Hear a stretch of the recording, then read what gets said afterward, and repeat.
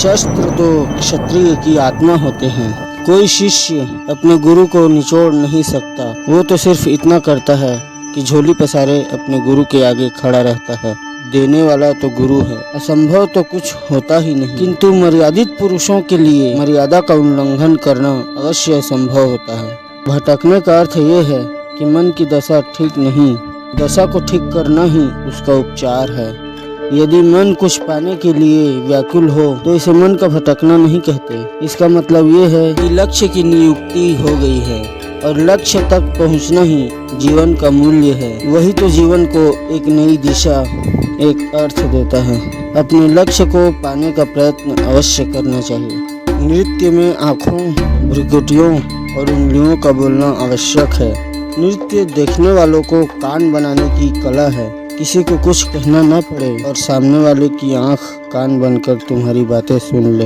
नृत्य गुरु है जो शब्द का अर्थ बतलाता है। इसलिए नृत्य को मनोरंजन का साधन समझने की भूल मत करना। नृत्य सभ्यता की तपस्या है।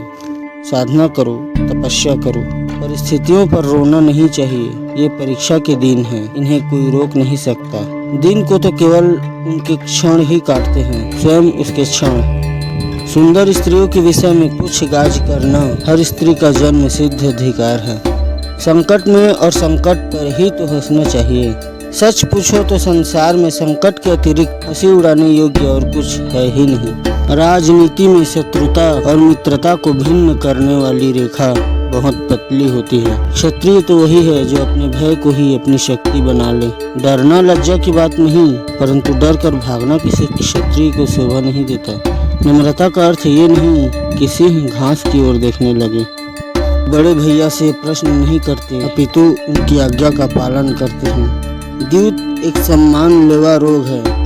ये द्यूत मर्यादाओं को आत्महत्या की सीमाओं तक ले जा सकता है। ये द्यूत भाइयों और पत्नी को व्यक्ति से वश बना सकता है। छोटे मुंह को बड़ी बात शोभा नहीं देता। नारायण के अतिरिक्त कोई ऐसा नहीं जिसे कभी न कभी पराजय का सामना न करना पड़े। पराजय बहुत कड़वी होती है। आत्मसम्मान की जीभ इसकी कड़वाहट से ऐंठ जाती है।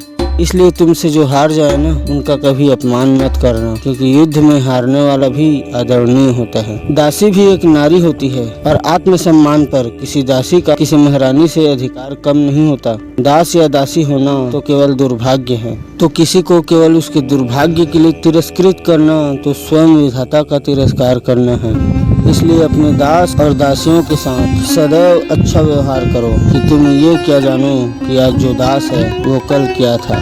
वो क्षत्रिय नहीं हो सकता जो अपने आतिथ्य की राज्यसभा में स्वयं उसके सिंहासन पर बैठ जाए।